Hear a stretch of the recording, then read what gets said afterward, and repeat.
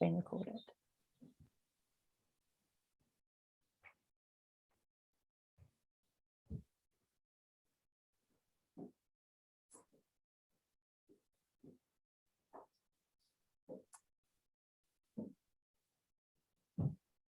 Kia ora koutou and welcome back to the Early Childhood Seminar Series.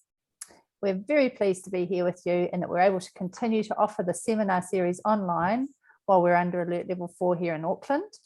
I hope that you are all keeping safe and well out there in your bubbles. As many of you will know, the Early Childhood Seminar Series was founded by Dr. Marek Tissa and Dr. Maria Cooper in 2013 as an opportunity for researchers, academics, teachers and the wider community to engage with top New Zealand and international academics. Maria and Marek are now both engaged with other exciting opportunities, and the seminar series is now proudly supported by the wider early childhood education team at the University of Auckland, with myself and Helen Hedges taking on the role of organisers for the next few months. The focus of the seminar series for the remainder of this year will be on showcasing research of staff and students from the Faculty of Education and Social Work, and we're very excited to share with you the work that we've been doing. Our next seminar will be on September the 27th with Amanda White and Joanna Williamson sharing from their recent research studies exploring conceptions of literacy and storing in ECE. We also have more exciting presentations to look forward to in October and November, looking at teacher wellbeing and leadership in early childhood education. As you may be aware, this is our first fully online seminar, so we're hoping it will be a positive experience for all involved.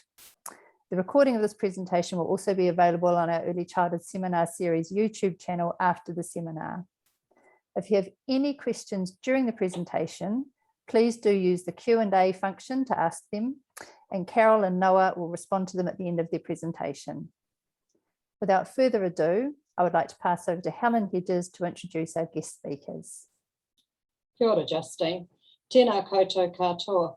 When we planned this seminar, we were thinking about the ongoing consequences of COVID-19 from 2020 that our early childhood colleagues were reporting experiencing. We had no idea just how relevant and timely this seminar would be, particularly for those of you who are parents as well as teachers. Therefore, it's with exceptional gratitude that I firstly introduce Professor Carol Mutch. Carol is a Professor of Critical Studies in Education. One of her areas of critical study has been in disaster recovery, leading to research in Australia, Asia, and the Pacific Islands. In her home city of Christchurch, she's engaged with research following the earthquakes. Last year, Carol extended this branch of her research program to look at the ongoing effects of the COVID-19 pandemic, and in particular looking at the way schools have coped with and responded to such an unexpected disruption. She's also particularly well known for the published stories of Bear's adventures in lockdown, books that began with sharing photos and snippets of her own experiences, sharing these with her whānau during her lockdown last year. I'm also very pleased to introduce Noah Romero, who's a PhD student in critical studies in education. He uses an eclectic range of theories to explore important informal learning in contexts such as punk rock and skate parks. His work on the unschooling movement and his personal experience of homeschooling even before the pandemic may also have particular relevance for situations families find themselves in during lockdown. Carol and Noah have worked together for over a year on the project they're presenting today, Children's Responses to the COVID-19 Pandemic. As Justine has indicated, we invite you to use the Q&A function to offer questions, and we'll present them to Carol and Noah after their presentation. Tēnā koro, over to you.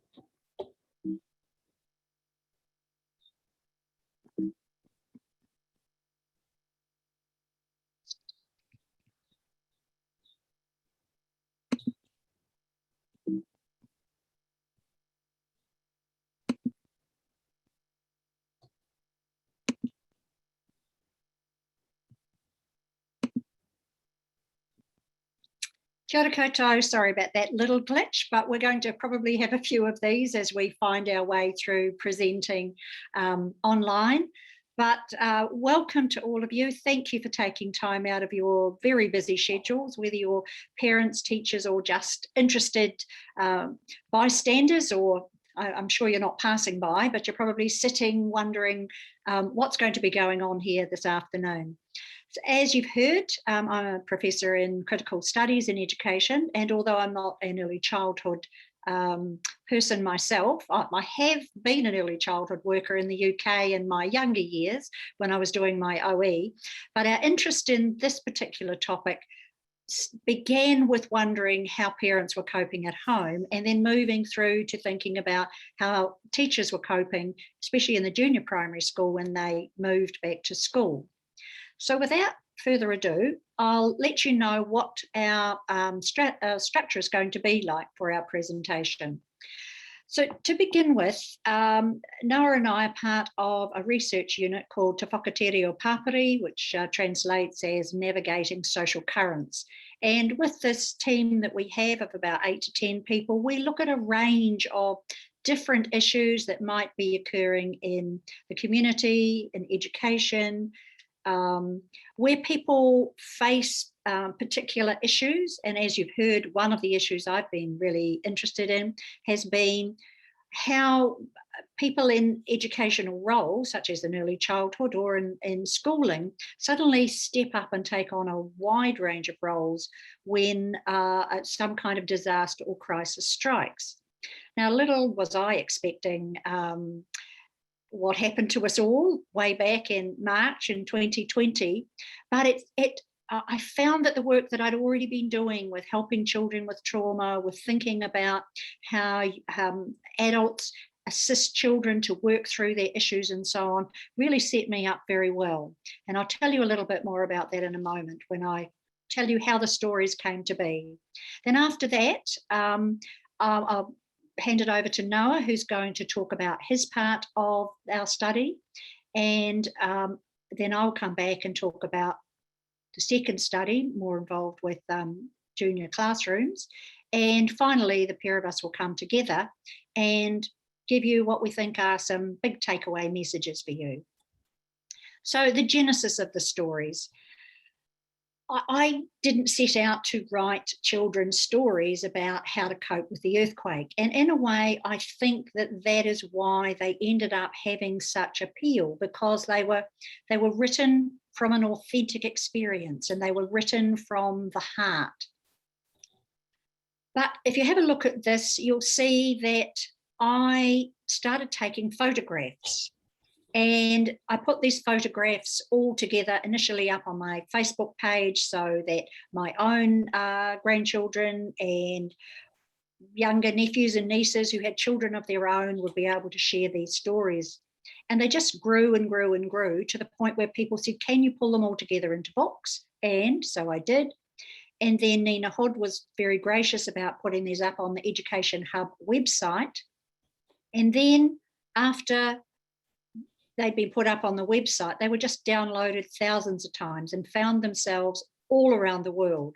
And as you can see, I thought just to prove that point, there's a Menzies Cuthbertson of Scotland. Someone sent in there a picture of their bear, so that my particular bear, who's we're going to learn a lot more about as we go on, would be able to connect with him. So there's just a little snippet there from one of the stories where you can see how they're laid out. I said goodbye to the toys. This is Bear speaking. Everyone has to go into lockdown, I told them. Stay safe in your bubble until I come back. And the humans shut the lid of the toy box and I started my new life. So, as I've already said, I think that the appeal for these particular stories was that they mirrored my lockdown experience. And so I had days when I really didn't feel like getting out of bed. I had days when I went, come on, Carol, pull yourself together, get up, get doing things, get into the garden, do some baking. And so the story of Bear mirrors exactly what happened to us. And that includes in the very first week of the 2020 lockdown, my aunt died. And it was a very traumatic time for my mother, especially, who couldn't go and see her sister, who was told through an open door, because we were all in bubbles, that her sister had died. And somehow I thought, if I'm just going to put these stories up here, these have to be real stories. And so this was one of the stories that I portrayed. And Bear, this big, fat, fluffy bear that used to be my son's bear, had to come to terms with sorrow and how do you do these things. And for those of you who haven't read the stories, you will have to get the book and find out how I tried to portray a way of thinking about issues as serious as death, because it was something that we did face. But many of the other stories in there are ones that just happened as we went along. So we had Easter, we had Anzac Day, we had to go and get our flu jabs, we had to go shopping at the supermarket and line up, and all of the sorts of things that happened there. And I think it's as I say, the authenticness of these particular stories that meant that parents enjoyed them, teachers enjoyed them, and children found what they needed to find in those. And if they didn't get the adult jokes, one of the adult jokes in there is when the bear talks to the sheep in our neighbouring paddock, and the sheep don't want to talk to him because they say that COVID-19 is a bovine conspiracy theory to take over the world. But parents certainly got a giggle out of that. So in the first study, what just began rather as a kind of a curiosity. Once I knew that the books were out there and parents were sending messages and teachers were putting them up on their online repositories for students to read, I wondered, well, how are they using these? How are children responding to them? And how can I put together a study in which we might be able to ask these questions? And of course, everyone was in lockdown, so there was no way to go knocking on a classroom door and ask if we could come in and watch children. So what we did was we sent out various ways in which we wanted to engage parents or carers in reading the books to children in their usual manner. And I know Noah's going to tell you a little bit more about how we proceeded with that. After that, the recordings came back to us for transcribing and analysis. One of the things that we did ask for was that the original recordings were then wiped, because we didn't want accidentally recordings getting out that were actually part of our research and ending up, as things can do, out in the ether somewhere. The other thing we did in terms of ethics was children had the right to say no. We didn't want any coercion from parents saying, this is what you have to do. You have to sit down and you have to read this story. And so we used emojis for children to be able to give their assent. And again, we'll tell you a little bit more about how we did the analysis as we go through. As those books found their way into early childhood centres and schools, many of them were used, or they were used as well by many teachers and early childhood teachers as children returned to school. And they appeared also on another website, Te Rito Toi, where they had lesson plans to go with them. And this, of course, gave them even more use. I then received emails and letters from teachers, often spontaneously forwarding me the kinds of activities that they had engaged their children in. And I'll tell you a little bit more about that when I talk about my study. And of course, every time children wrote letters to Bear, Bear had to write them back. And that was a bit of fun as well.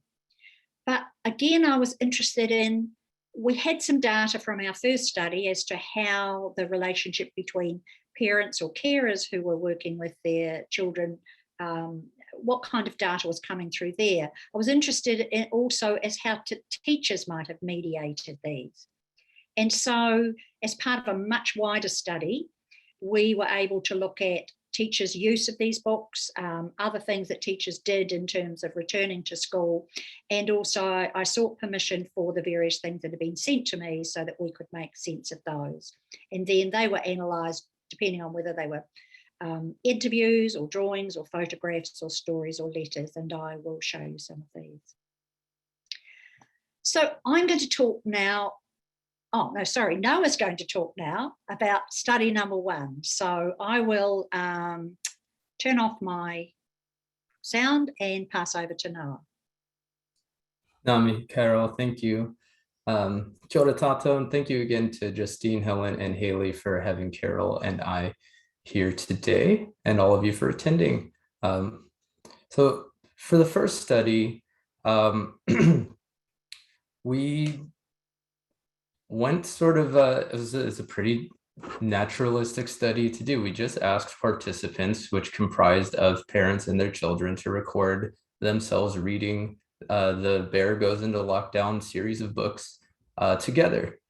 There were no discussion questions or prompts. We weren't concerned with making sure that children knew the vocabulary or the history of COVID-19. We simply wanted to capture these recordings in a relaxed family environment. And from there, we analyzed these conversations as well as the interruptions, diversions, side conversations that went along with them through Paul Ricoeur's writings on hermeneutics.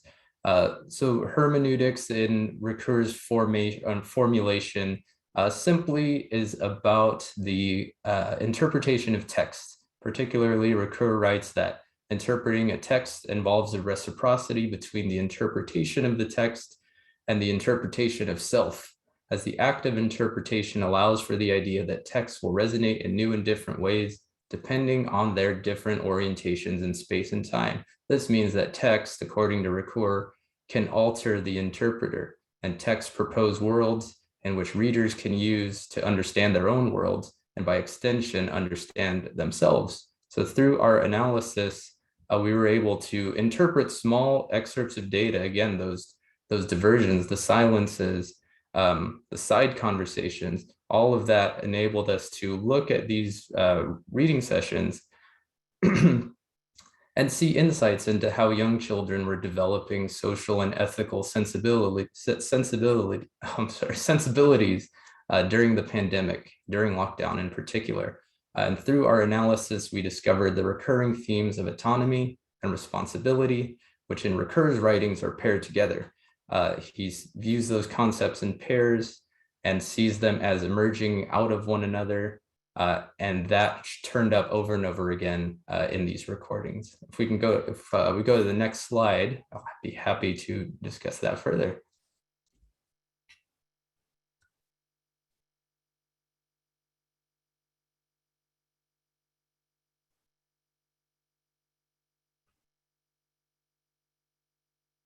Awesome, thank you.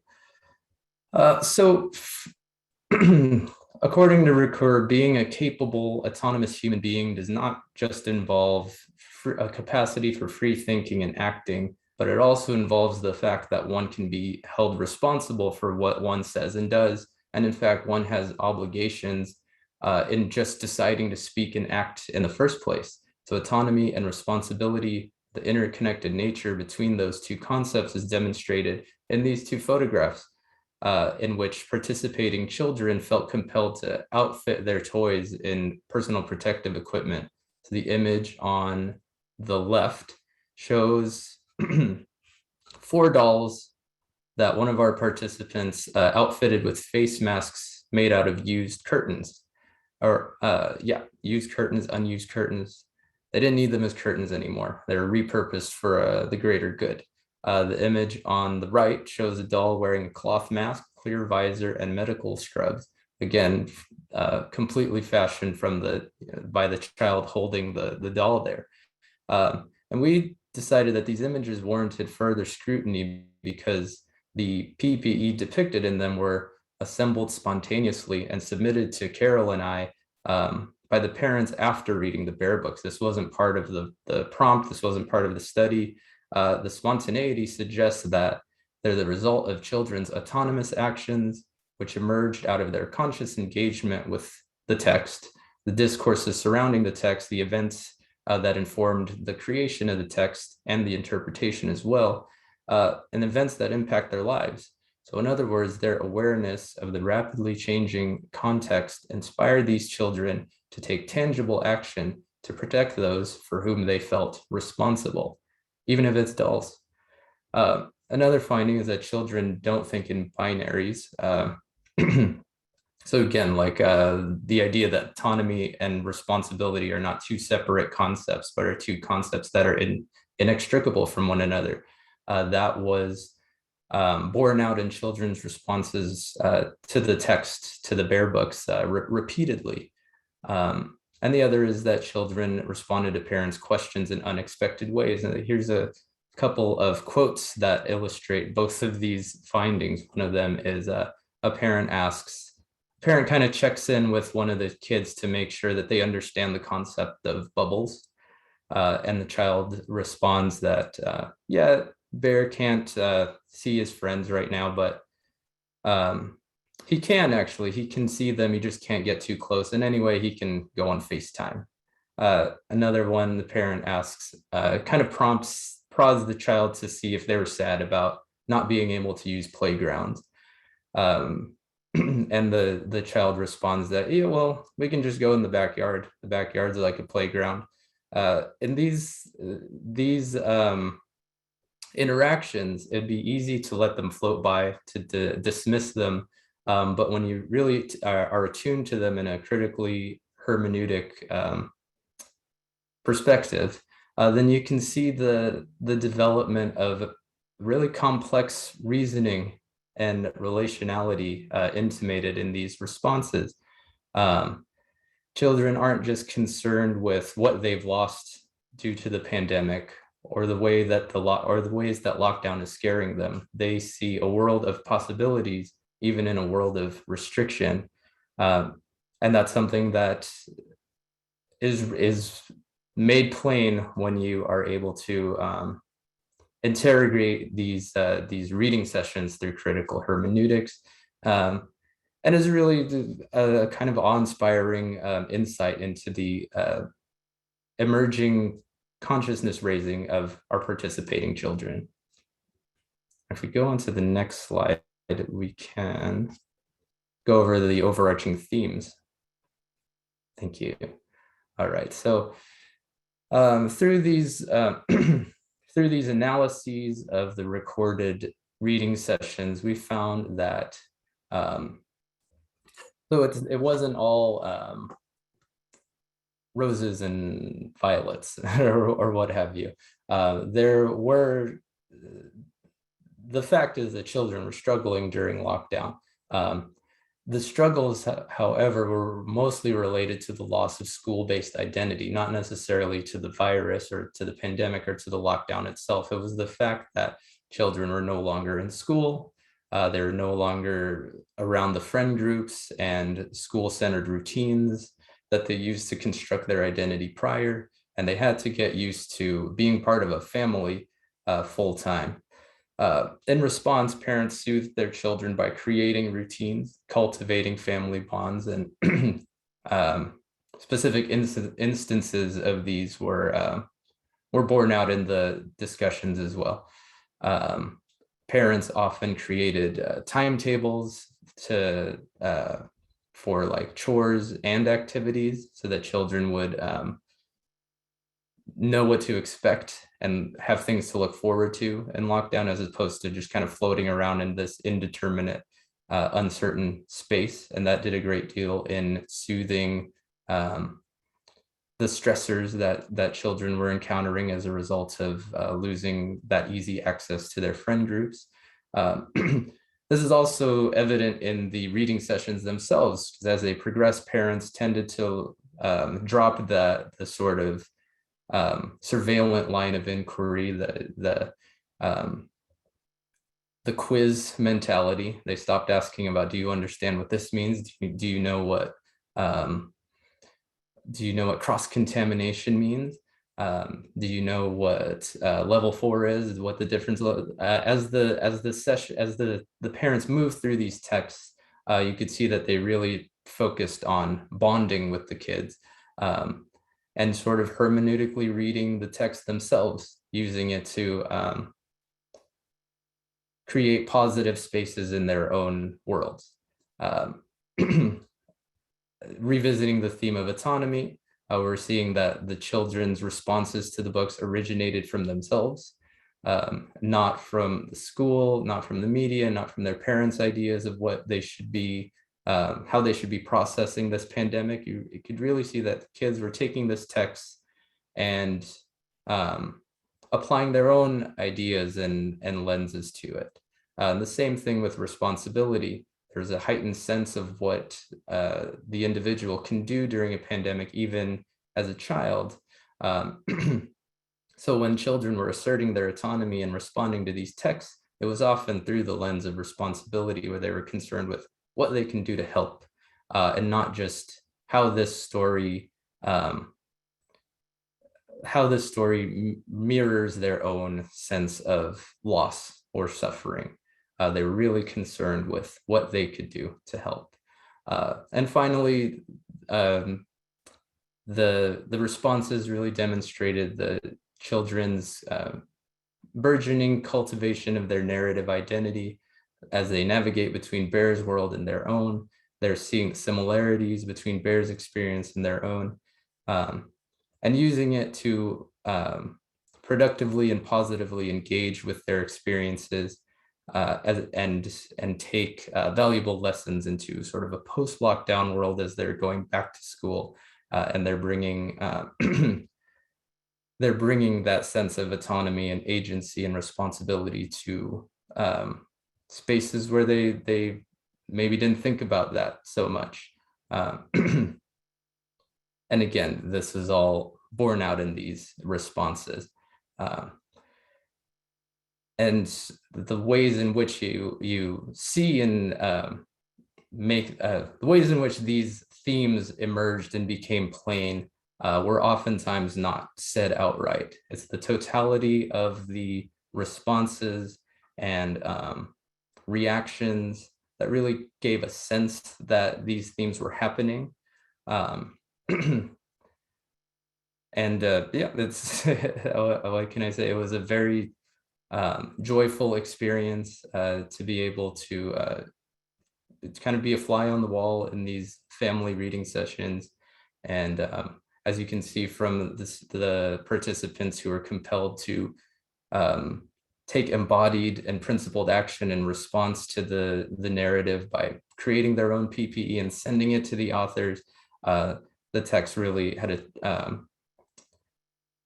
well, the totality of the situation, the lockdown, the text, the study, you could see that there's just real bits of consciousness raising happening here, of transformative learning. And again, it was an honor to be a part of it. Thank you.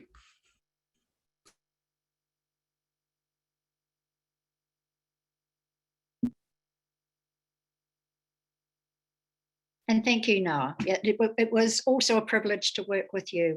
I enjoyed your insights into things that I might not have seen.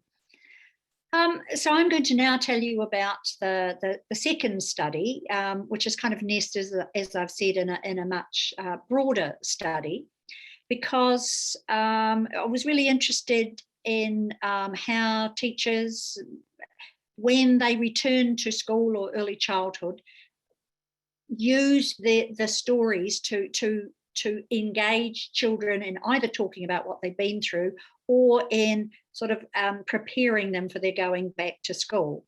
And as I was amazed at the number of people who managed to find these stories on the two different sites.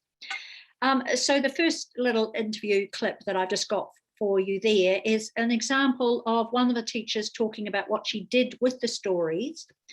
This is a year 1 and 2 teacher, what she did with the stories while they were in lockdown. And so she had found the stories, she had read them to her students, and then she set up little activities for them from what I think she called her weekly menu. And here's what she had to say. We found it really helpful to have the story of Lockdown Bear. It was easy to read, and the pictures were really bright and colourful and really relatable to children. So I'm just going to have to move to make sure I can see the text. And when we were teaching online, we had a weekly menu. We called it Lockdown Bear. And they were all activities to do with the book and reading the book. And just through their exploring their experiences and giving them a chance to share if they wanted to. And some of these stories that children worked on while they were in lockdown, they then came back and talked about when they came back to school. And on coming back to school, I've got a couple of teachers here who as well said how they used them when they were getting ready for that. And if you remember, in that first lockdown, it was a bit staggered. Not everyone came back to school suddenly. And so they also needed to prepare the children for the fact, what happened there, that their classrooms would look completely different. So one teacher says, even when they came back to school, they still really related to the book and the character, and they loved the humour in it. I think they particularly liked it when he dug up the roses, or when he got his head stuck in the mailbox. And you'll see when I show you some of the letters, they wanted to tell Bear about the bits that they particularly enjoyed. Then afterwards, we had a whole lot of kids bringing their own soft toys, and especially for our unique learning needs kids who often struggle in the playground, it was nice for them to bring in something safe that they could play with. And then another teacher who wanted an authentic task, as she called it, said, I just Googled Carol's name. I had no idea who she was, and I found her email address, and I emailed her and said, look, as an authentic task, I'd love for my kids to write to Bear. Would that be okay? Because they can write physical letters, and I actually want to send them. And then she goes on, and not only did she, meaning me, let me send her letters to a personal address, but she actually took photos of lockdown Bear with the kids' letters. So here are some of the things that classes did. Several classes did actually write their own books. And in that particular one there in yellow, what that teacher had decided to do was, when the children came back to school, she had her bear called Angus. And the narrative was that Angus was coming back to school, but he didn't know any of the new routines. And so the children would have to show him where to sanitize his hands, where to line up, which gate he had to come into, because if you recall, many of those things were a little different. Because there was such strict social distancing and so on when children came back to school. And so the children all picked an aspect of something that they wanted to tell Angus about, and then they photographed it and made their own book. So Angus is taken through the various things. He's told that he can't share share his lunch with the other children, while they're in this COVID-19 situation. And the various things that the teacher actually wanted to portray to the children was all done through Angus the bear. And so therefore it took away that anxiety of going back to school and the routines being all different. If I just move then to the picture of Bear and his friend Alligator, if I just tell you a little bit about Alligator. So of course Bear, one of the things that Bear really missed was his own friends. And so as one of the plots in the story was that one day he goes into the bathroom and he finds that Alligator has been in self-isolation for 2 weeks in the bathtub. So he's now allowed to come out, and Bear and Alligator then get into some mischief together. But Bear and Alligator in this case are looking at some photographs that a class sent of children who are then working on various bear activities when they came back to school. Drawing bears, writing, that's not the class who wrote the letters to Bear, and so on, with a whole range of activities. Sometimes the bear story is up on the big screen, other times they had printed off copies that they read. And so I was able to send that picture of Bear and Alligator looking at the photographs they'd sent. And in the bottom in the left-hand corner, of course, you'll see some of the letters that did come through. And yeah, it must have amused the rural delivery man who delivered them to me, because of course they kept coming in packets, whole classfuls of the various letters and drawings that happened. And there, of course, is Bear reading them so that he can write back to the children. And the final one in the bottom right-hand corner is another one of the classes decided that the teacher again brought in her bear, and the bear, they made a little cave for the bear. So if anyone had any worries or anything that they needed to be comforted about. They could go into the bear's cave and they could sit in there and they could hug bear and they could talk to bear and they could read stories to bear and so on until they felt better and they were able to come out.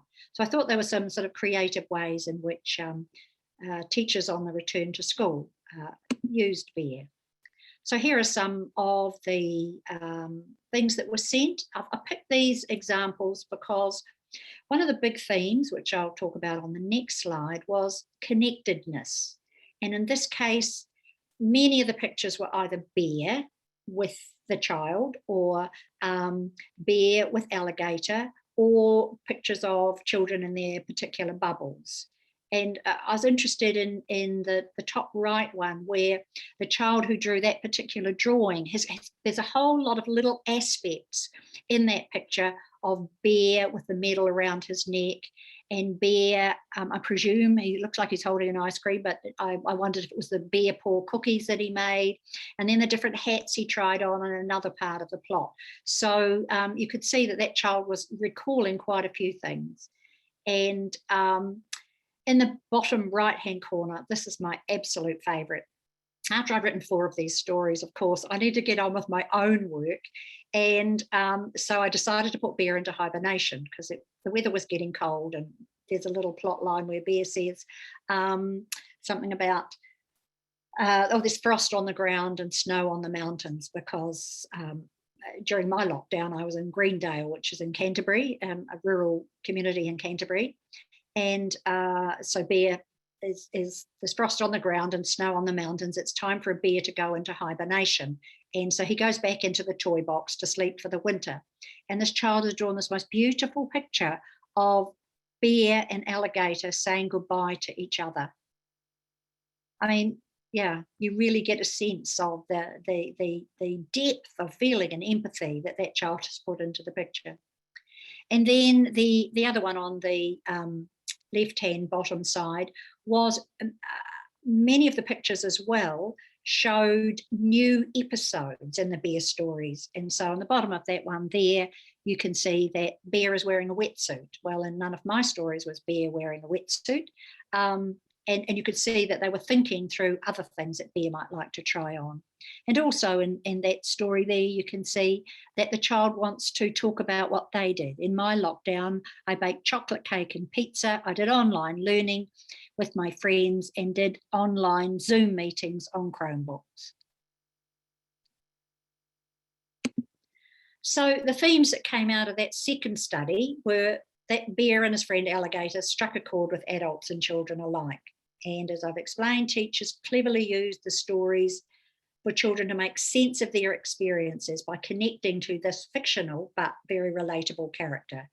Actually, my sister, after lockdown, who lives in Greymouth, came over to Christchurch, and she came bursting into my living room and she said, "Where's Bear?" And he was sitting there on the sofa, and she went, "Oh, he's just a stuffed toy." So it's interesting that even adults got that feeling of that Bear had come to life.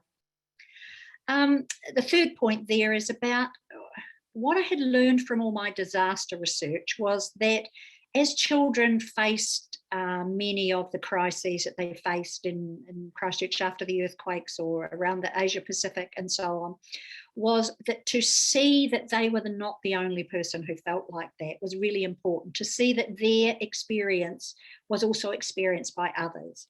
And then they begin to kind of turn what has happened to them into a story. And once they're able to sort of step back and talk about it as a story, then they're able to assimilate these experiences into their personal histories. And this is one of the ways of emotional processing. Of course, you have to be really careful when you do this. But in the case of the stories, they enable the children to be one step away from their own personal experiences. And they only have to share what they feel they're ready to share. And being able to share with Bear was a very safe way to do that. And as you see, children explicitly connected with many of Bear's activities. When we went through all the letters, the children baked, they went on Zoom, they played games, they did gardening, they liked the bit about him sleeping in. And they talked a lot too about the various emotions. They talked about being sad or bored or happy or frightened, or whatever the emotions were. And I really like this letter that, as you can see, goes, "Hey Bear, I found out that we did some of the same things." I think was kind of typical of children engaging with this character.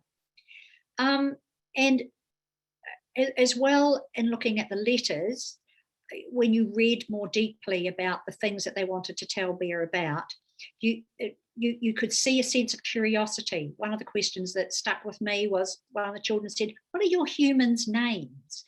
In the stories, they're just called my humans. I never thought that anybody would be interested in their names, but the children were. And also they were very empathetic, asking about, "Well, but Bear, how did you feel during the lockdown?" And of course, they showed their knowledge of new vocabulary, which they were able to use, quite easily. And then in terms of the pictures, we also saw connections being displayed, but how they connected with the humour of Bear when he falls off the trampoline or gets stuck in the letterbox, which are two of the stories that happened to him, and also their ability to come up with new ways of thinking about what might happen in the stories. So, yep, we're making good time, and we're now on our last set of findings, our last slide, or second last slide, which we want to just raise some important findings and implications. So I will start, and then I'll hand over to Noah. So one of the big points that we want to make, and that again, this comes from my decade or so of researching in the post-disaster space, is that it can sometimes be that children are put in a very vulnerable position, or seen as kind of passive beings that need to be helped, rather than, as the United Nations Convention of the Rights of the Child. I mean, of course, there are times when that is absolutely the priority, but those rights of the child also say that they should be able to participate in a way that's kind of, appropriate to their level. But that one of the ways, in terms of helping them get through something that might be frightening, is for them to engage in a way that helps them make sense of it, that helps them help others, that helps them find a way to distract themselves, that helps them find a way to comfort themselves, rather than it being done to them.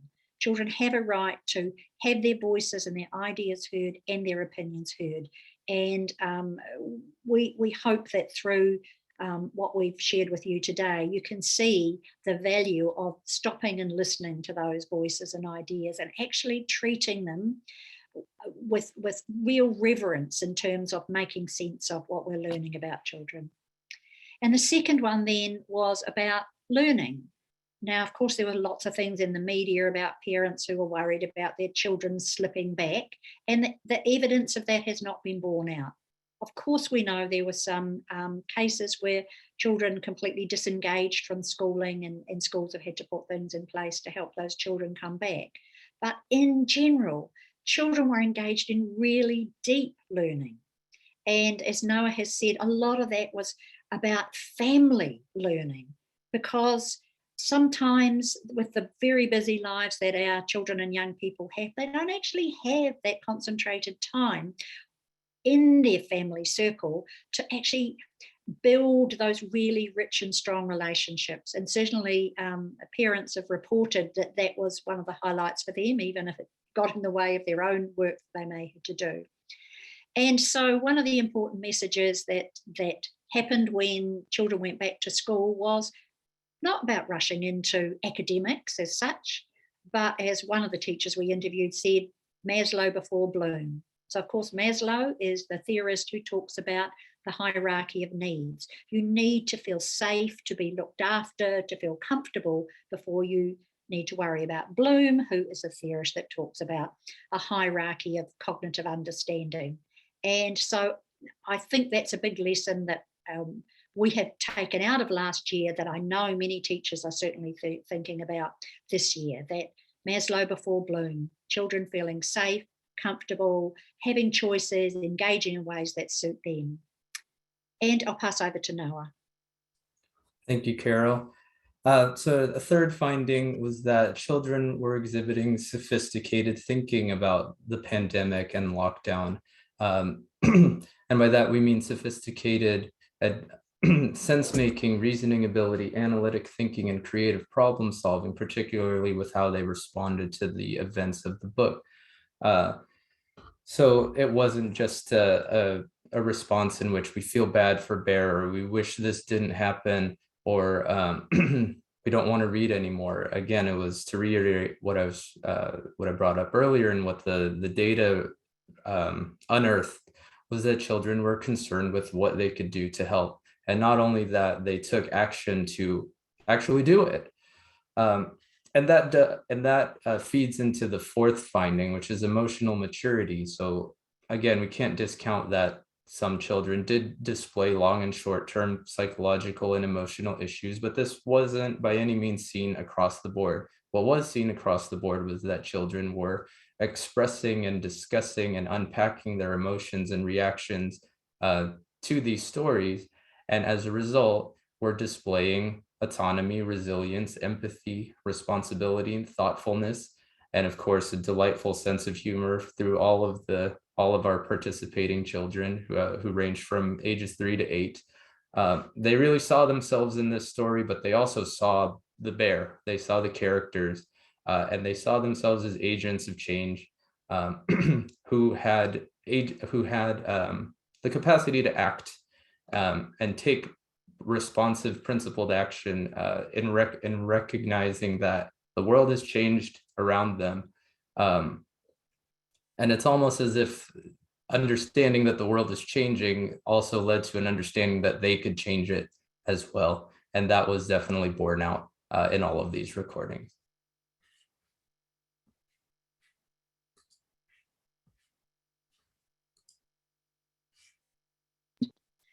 So our final slide is, out of that learning has come a range of offshoots. So when I found myself stuck in the Auckland lockdown, I didn't have the big bear, but I did have a tiny little bear that many years ago my son had given me. And so there are a series of stories about Berry, who's a bear in Auckland. And Berry's story gained such traction that it got translated into Spanish and found its way into Spain and South America. The person who translated it said it's because she lives in an apartment, and many children in big cities in Europe and South America live in apartments, and so they connected much more with Berry. And at the bottom right, you'll see there's a green coloured book. Well, there's a new version, Berry's 2021 Lockdown, and there she is looking out of the apartment window. But it also had offshoots in terms of, you'll see, A Letter for Westport.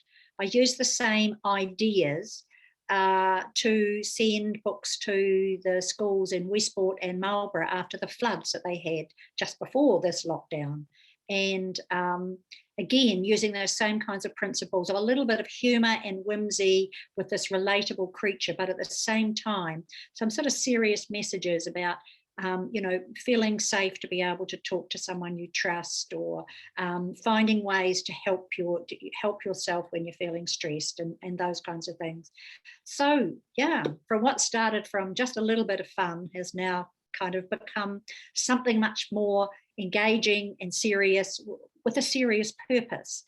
And we'd be really now keen to answer some of your questions, and hope that you can track down the books if they're of interest, or that you are able to take away some of the points that we have raised in the work that you do with children.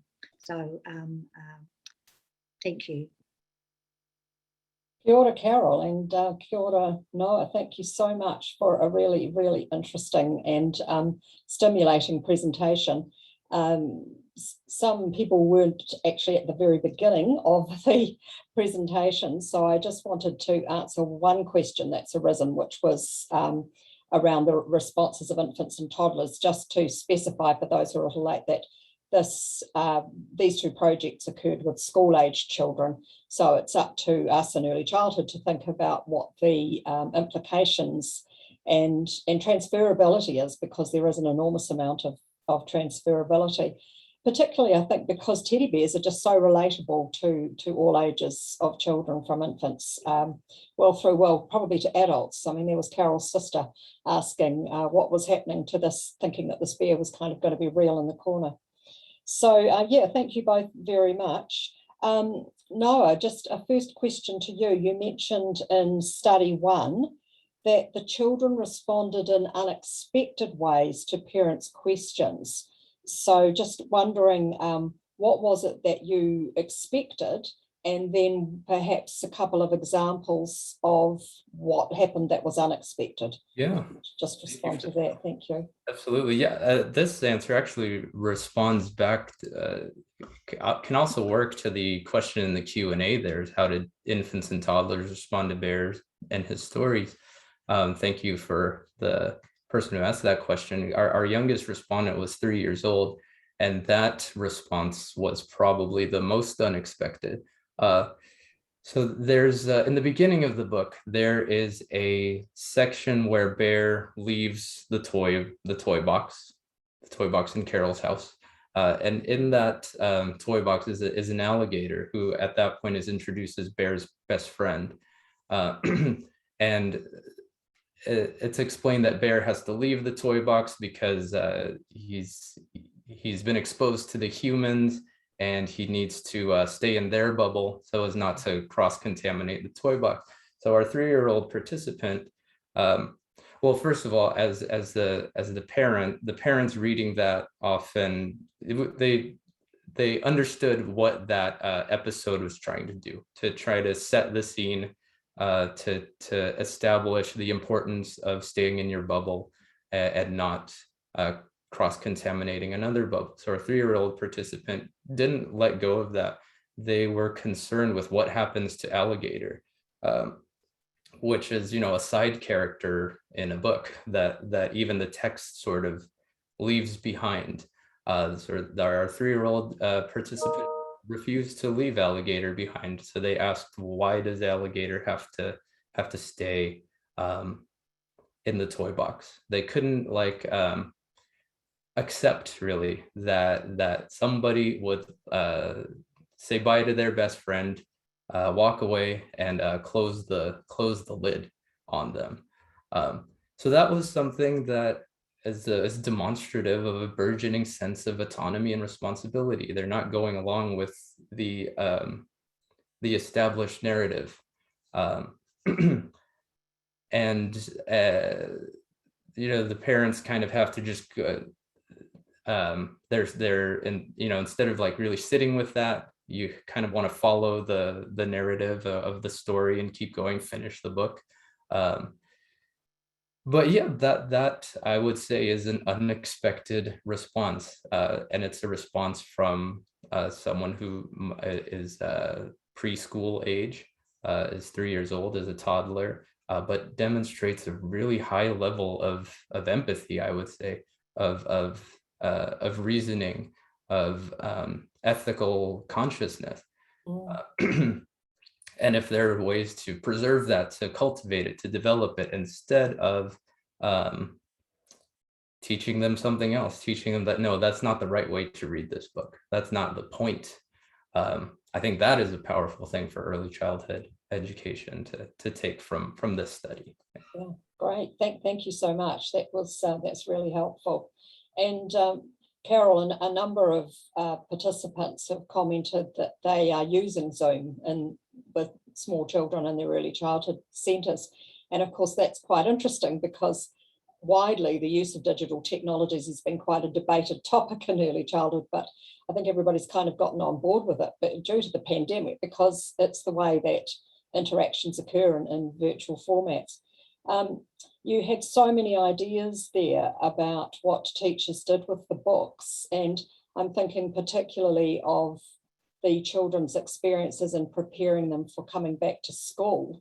I just wondered if there were one or two things that you might particularly highlight for early childhood teachers to be either ways that they could use the bare material or things that they might be focusing on to prepare children for coming back to early childhood centres in due course. given those really important findings around emotions and dispositions, that has a really strong connection with early childhood. Just wondered if you could say a couple more things about that, please. Yes, well, maybe that takes me back to this idea of emotional processing, which is the thing that I've been using, as I say, in the post-disaster work. And regardless of how you do it, whether you use a picture book, I particularly like picture books, or whether you do it through drawing, or whether you do it through drama, as our colleague Peter O'Connor does. He has the children acting out something, trying to help another character. What you're aiming to do is not ask the child directly and say, what happened to you? How did you feel? Because of course that is leading to more trauma, but finding a way, an oblique way into them connecting with some of the things that happened. And it's through that indirect way. And it might be that I'm thinking of the teacher who made the book, of course, didn't say, now, when you come into my classroom, you must do X, Y, and Z. It all happened through the bear. I'm trying to think of another one, which actually isn't related to the bear, but it was related to bushfires in Australia. And rather than talking about the horrors of the bushfires in Victoria, one of the people I worked with there said that to get children to talk about it, what they did, instead of saying, did you lose your house? How horrific was that? Was trying to find examples of stories of where other children had faced a problem in their lives, and what was the problem they had tried to face. And in that finding a problem, they then worked out, well, what are the ways, what are some of the problems you might have, and what are some of the ways that you might be able to work through those problems. One of the stories, I wish I could remember the name, but it was about a child with a balloon. Some of you may know it, about a child with a balloon, and he won't let the balloon go because the balloon is his security and so on. And eventually, I think, yeah, he does let it go. And so it had nothing to do with the bushfires and so on, but the empathy that children showed for this child and the strategies they were trying to give the child in the story meant that they were learning some of the strategies themselves, and they were learning how to help other people get through those problems. So that's one of the ways. And then the physical stuff, I mean, I'm not even sure what the health situation will be. Will we be back to bubbles in schools and early childhood centres? Will we be back to social distancing and so on? And so one of the teachers said that what they had done was they had walked around with a camera and kind of gone, right, now here's what our new door will look like. Here is where our new play area will be. And here is and sent that out to the families so that the people, when children came back, they could go, oh yeah, I've seen the video, I have to do this now and I have to do this now, in a way that was preparing them for finding that things are going to be completely different. And certainly the bringing a toy to school, except of course there was a problem with that you can't share your toy. Your toy had to be your own toy. And in the first lockdown, of course, touch was a dangerous thing, but it seems to be that it's droplets and so on in this one. So yeah, don't dribble on your toy when you bring it back. Oh, thank you very much. Conscious of time. Yeah, there's so much in what you've both shared that's really relatable and transferable to early childhood education. I think particularly around thinking about how children are sometimes actually, related to what's expected too, they are really sophisticated thinkers and problem solvers.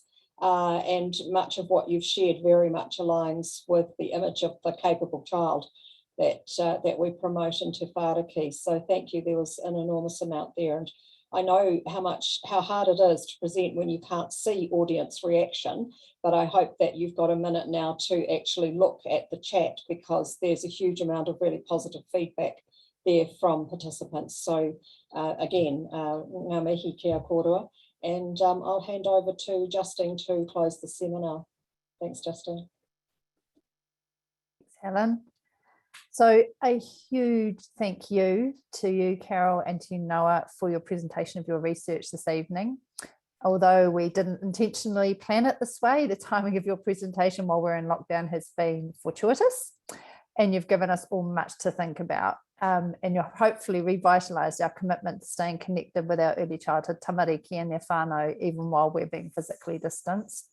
And you've also given us some really important things to think about once we're actually able to be back in person with children as well, and how we're going to manage those transitions back into all the different levels that we're undoubtedly going to be going through. So ngā mihi nui kia korua. To everybody who has attended this evening, thank you for your questions. Thank you for your contributions in the chat. I've put up the link, but you'll probably have to scroll through a lot of thank yous now to find the link to the Education Hub site where you can find the Bear in Lockdown stories. And for those who would like to be able to revisit this presentation or share it with other people, it will be available in our Early Childhood Seminar Series YouTube channel in just a few days. So yeah, we hope that you've all found this seminar thought-provoking, that it's provided inspiration for your own practice. We hope to see you again for our next seminar on September the 27th with Amanda White and Joanna Williamson, sharing from their recent research studies exploring conceptions of literacy and storing and early childhood education. But thank you again to Carol and Noah for this evening. And in the meantime, kia kaha, kia ora, kia atawhai, ka kite anō.